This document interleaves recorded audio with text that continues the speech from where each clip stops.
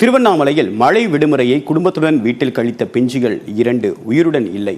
ஒரே குடும்பத்தினர் எப்படி ஒன்றாக மண் சரிவில் சிக்கினர்? என்ன நடந்தது பார்க்கலாம் இந்த தொகுப்பில்.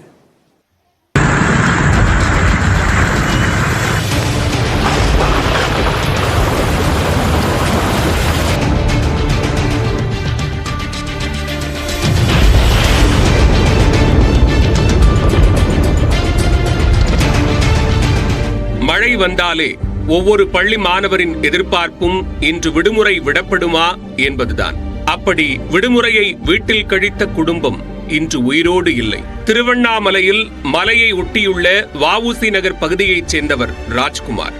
இவர் திருவண்ணாமலையிலிருந்து 30 கிலோமீட்டர் தொலைவில் உள்ள செங்கல் சூளை ஒன்றில் மனைவி மீனாவுடன் சேர்ந்து வேலை செய்து வந்தார். திருவண்ணாமலையில் வீடு இருந்தாலும் ராஜ்குமார் மனைவியுடன் செங்கல் சூளையிலேயே தங்கி வேலை செய்து வந்துள்ளார்.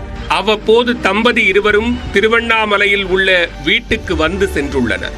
இதனால் ராஜ்குமாரின் 7 வயது மகள் இனியாவும் 9 வயது மகன் கௌதமும் ராஜ்குமாரின் தாய் வீட்டிலேயே தங்கி அங்குள்ள அரசு பள்ளியில் படித்து வந்துள்ளனர்.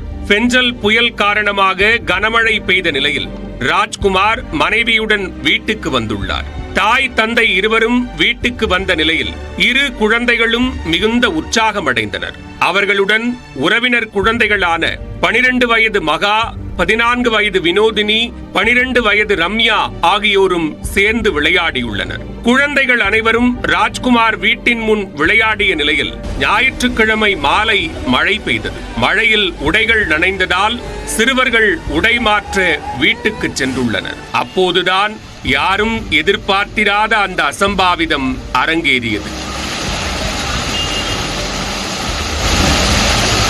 சிவப்பு நிறத்தில் சிறிய சிறிய பாறை கற்களோடு தண்ணீர் வந்ததால் ராஜ்குமாரும் பிள்ளைகளும் செய்வதறியாது திகைத்தனர். ராஜ்குமாரும் ரம்யாவும் வீட்டிற்கு வெளியே செல்ல முயன்ற நிலையில் பெரிய பாறையில் சிக்கி வாசலிலேயே உயிரிழந்துள்ளனர்.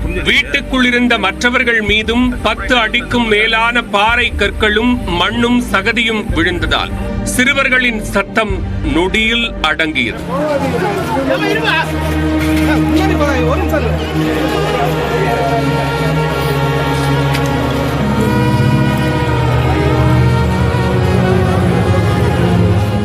அவங்க வெளியே வர அந்த வழியாக தான் தண்ணியை வந்துச்சு. அவங்க வாசல் வழியாக தான், மற்றபடி எதுவும் வாசல் பின் வாசல்லாம் இல்லை, ஒரே வாசல் தான். அந்த வழியாக தான் அவங்க வெளியே வரலாம் பார்த்துறாங்க. அந்த டைம் தான் மாட்டினுக்கிறாங்க உள்ளே. இந்த டைம் மழைன்னு 2 நாள் மழைன்னு தான் இங்கே வந்து தங்கியிருந்தாங்க வீட்டில். அப்பயும் பின்னாடி சைடு ஏதோ மழை தண்ணி வருதுன்னு பின்னாடி சைடு போய் ஒதுக்கி கொடுத்தா வந்தாங்க. வீட்டுக்குள்ளே தண்ணி வந்தேன் ஒதுக்கி கொடுத்தா அப்போ தான் வீட்டுக்குள்ளே போனாங்க. பார்த்தா முன்னாடி சைடு வெள்ளம் மாரி வந்து அதுமாரி ஆயிடுச்சு. 7 பேரும் சடலமாக மீட்கப்பட்ட வீடு மண் குவியலாக தற்போது காட்சியளிக்கக்கூடிய நிலையில் கௌதமின் பாட புத்தகமும் அவர் கைப்பட எழுதிய நோட்டு புத்தகங்களும் அந்த பகுதியில் சிதறி கிடந்தன.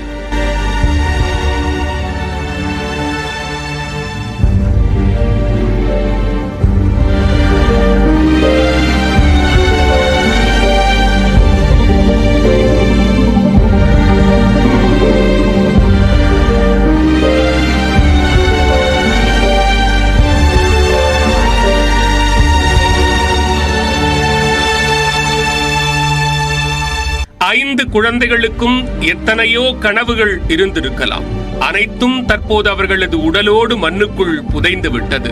நியூஸ் 8 தமிழ்நாடு செய்திகளுக்காக ஒளிப்பதிவாளர் விவேக்குடன் செய்தியாளர் ரகுவரன்.